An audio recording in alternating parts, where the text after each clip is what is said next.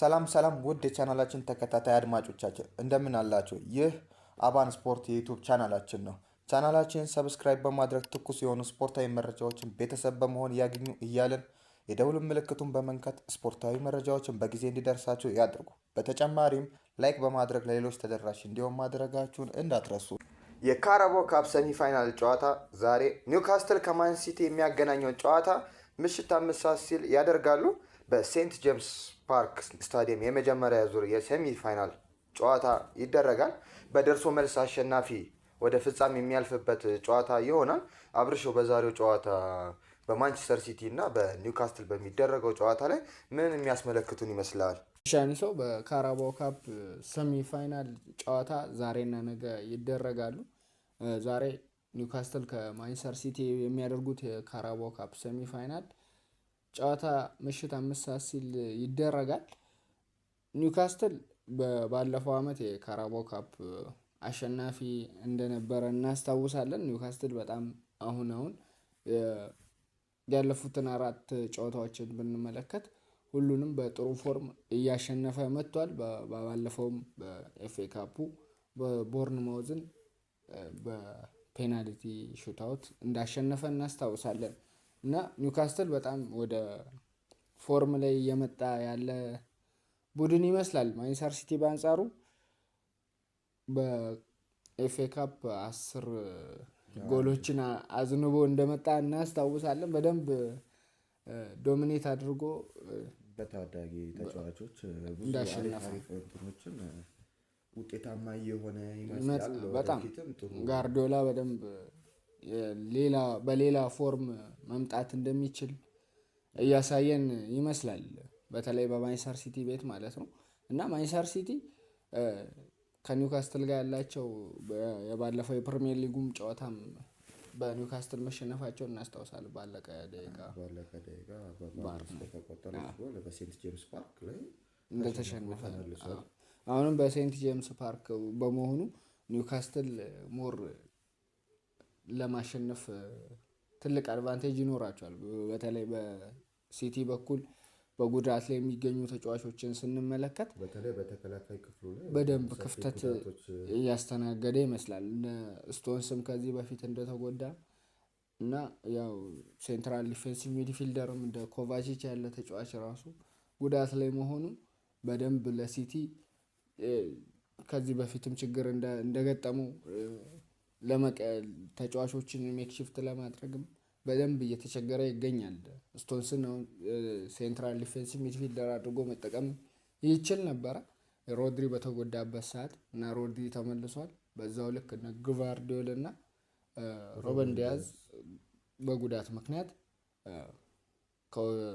በተለይ ግቫርዲዮል ከውድድሩ ከዘንድሮ የዓመት ውድድር ከማንኛውም ውድድር ሙሉ ለሙሉ አውት መሆኑን ሜዲካላቸው ገልጿል። በደንብ የሚቸገሩ ይመስለኛል። በተለይ የሁለቱ ጥምረት በጣም ምርጥ ፎርም ላይ እንደነበረ የሚዘነጋ አይደለም።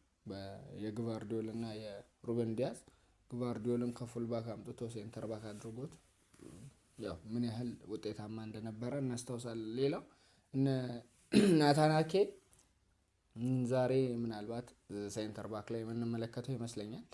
ናታን አኬ እና ኩሳኖቭን የሚጠቀም ይመስላል። ኦሬሊን ወደ መስመር አውጥቶ ማለት ነው በግራ ፉልባክ በኩል ምናልባት ማንቸስተር ሲቲ ይሄንን አሰላለፍ ይዞ የሚገባ ይመስለኛል። በኒውካስትል በኩልም በዛው ልክ የተጎዱ ተጫዋቾች አሉት። እነ ባርነስ ሊቨርሜንቶ በጣም የሚገርም ፐርፎርማንስ ላይ የሚገኘው ሊቨርሜንቶ በዘንድሮ ኒውካስትል ላይ በደንብ ግልጋሎትን እያገኘ አይደለም። እነ ኤላንጋ ሸር በደንብ ብዙ ኦሱላን ራሱ በእርግጥ ጉዳት ላይ ናቸው። እነኚህ ኒውካስትልም በደንብ በሚባል ደረጃ ብዙ ተጫዋቾችም በጉዳት ምክንያት ያጣል።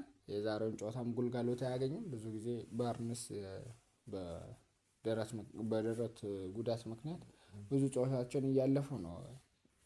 እያገረሸበት ይሁን ብቻ ብዙ ጨዋታዎችን ሚስ እያደረገ ይገኛል እና ኒውካስትልም ተጫዋቾችም ተጎድተውበታል። ምናልባት ሚድፊልድ ባትሉ በደንብ የምንመለከት ይመስለኛል። የባለፈውን ጨዋታ በተመሳሳይ መልኩ ማለት ነው። እነ ጆሊንተን፣ ቶናሊ እና በአሁን ላይ አሪፍ ፐርፎርማንስ ወደ በፊት አቋሙ እየተመለሰ ይገኛል እና ጆሊንተን ኒውካስትል ሚድፊልደር ደግሞ ለየትኛውም ለፕሪሚየር ሊግ ቲምም በኤፍኤ ካፕም በካራባኦ ካፕም ምርጥ የሚባል ሚድፊልድ ትሪ ያለው እነሱ ናቸው እና አግሬሲቭም ሆኖ በጣም መጫወት ይችላሉ በደንብ ማለት ነው። እና ኳስም በዛው ልክ መጫወት ይችላሉ በደንብ እነ ጉማሬሽ፣ ቶናሊ እና ጆሊንተን ማለት ነው። እና እናስታውሳለን ከሊቨርፑል ጋር በነበራቸው ጨዋታ ባለቀ ደቂቃ ሊቨርፑል አግብቶ 3-2 ያሸነፈውን ጨዋታ ለማንሳት ያክል በደንብ በጎዶሎ ተጫዋች ምን ያህል ሚድፊልዱን ተቆጣጥረው እንደነበረ የሚዘነጋ አይደለም። በደንብ በሚገርም ሁኔታ ነበር መቆጣጠር የቻሉት ጉማሬሽ ማለት ነው። ጉማሬሽ፣ ቶናሊ እና ጆሊንተን ማለት ነው። እና በደንብ የሚያምር ሚድፊልድ ትሪ ያላቸው ቡድኖች መካከል አንዱ ኒውካስትል ነው። በደንብ ፎርም ያላቸው ሶስቱ በጣም የሚያምሩ ለማየት የሚያምር ጨዋታ የሚያደርጉ ቡድኖች መካከል ሚድፊልዳቸው የነሱ በጣም የተዋጣለት ነው። እና ዛሬም እንዳልከው የመሃል ሜዳን ጦርነት በደንብ እንመለከታለን በሁለቱ መካከል ማለት ነው። ማንቸስተር ሲቲ ያው 4-1 ኒኮ ጎንዛሌዝን የሚጠቀም ከሆነ በዚህ ፎርሜሽን እንደሚገባ እንረዳለን። ብዙ ጊዜ ጋርዲዮላ የመስመር ተጫዋቾችን አይጠቀምም ስለሌለው ማለት አሁን የሴሜኒዮ መምጣት ደግሞ ምናልባት ሊጠቀም ይችላል። በ4-3-3 ሊጫወት ይችላል ምናልባትም። ነገር ግን ኒኮን የሚጠቀም ከሆነ ብዙ ጊዜ መሀል ላይ በደንብ 4 ተጫዋቾችን ለመጠቀም ይሞክራል ወደ መሀሉን ለመብለጥ ማለት ነው። እና እነሱም ደግሞ በደንብ ኳስ ያው ታለንት ያላቸው ልጆች ናቸው እና የሲቲዎቹ ማለት ነው። የሲቲ ኒኮ ጎንዛሌዝም ቢሆን ቼርኪም፣ ፎደንም፣ በርናንዶ ሲልቫንም ብንመለከት በጣም የተዋጣላቸው በደንብ ቢያምር በዘንድሮ የውድድር ዓመት እንደመጣው በደንብ ለሲቲ ግልጋሎት እየሰጠ የሚገኘው ቼርኪ በደንብ የተዋጣለት ተጫዋች እየሆነ መጥቷል። በጣም ለሲቲ ግልጋሎትን እየሰጠ ያለ ተጫዋች ነው እና ሚድፊልዱን ለመብለጥ ምናልባት ዛሬ ሚድፊልዱን የሚበልጥ ቡድን የተሻለ ይንቀሳቀሳል ብዬ አስባለሁ። መሀሉን ለመብለጥ ግዴታ ብዙ ፎርሞችን መጠቀም ይኖርበታል። ጋርዲዮላም ቢሆን ኒውካስትሎችም ቢሆኑ ማለት ነው የሜዳ አድቫንቴጅ ይኖራቸዋል። ቀጣይ ደግሞ ከሜዳ ውጪ በኢትሃድ ነው የሚያደርጉት ከ3 ሳምንት በኋላ ማለት ነው የመልሱ ጨዋታ ይደረጋል እና ኒውካስትል ፉላምን ባሸነፈበት ጨዋታ ኳርተር ፋይናሉ ላይ ማለት ነው 2-1 አሸንፎ መጥቷል እና ለዚህ ውድድር ደግሞ በደንብ የቻምፒየንስ ሊጉን የመብላት ቻንሳቸው በደንብ አነስተኛ ስለሆነ፣ ሌላው ደግሞ ፕሪሚየር ሊጉ ላይም ያላቸው የደረጃ ቦታ እና በጣም አነስተኛ ስለሆነ እንደዚህ አይነት የዶሜስቲክ ታይትሎችን ማሳካት ይኖርባቸዋል ሁሉም በሚባል ደረጃ ማለት ነው እና ኒውካስትል በተለይ እንደዚህ አይነት ታይትሎችን በደንብ ለማሸነፍ የሚጫወቱ ስለሚሆን ማለት ነው እና ሌላ ውድድር ላይ ያን ያህልም እዚህ ድረስ 4 ውስጥ እስከገባ ድረስ በቃ ዋንጫ ለማንሳት ትልቅ ግምት የምትሰጣቸው ቲሞች አሉ እንደ ቼልሲ፣ አርሰናልም ሲቲም ቢሆን ማለት ነው። ኒውካስትል ግን የተሻለ ከዚህ ዋንጫ ውጭ የተሻለ የሚደርስበት ስለማይኖር ይህንን አጋጣሚ ለመጠቀም ትልቅ ተጋድሎ ያደርጋል እና የሚያምር ጨዋታ የምንመለከት ይመስለኛል።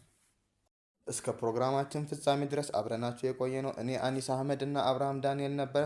አብራችሁን ስለነበራችሁ ከልብ እናመሰግናለን። ሰብስክራይብ ያላደረጋችሁ ሰብስክራይብ አድርጉ። ሰብስክራይብ ያደረጋችሁ ደግሞ ተጨማሪ መረጃ እንዲደርሳችሁ የደውሉን ምልክቱን ተጫኑ። የዛሬው ፕሮግራማችን ይህን ይመስላል። መልካም ቀን ይሁንላችሁ።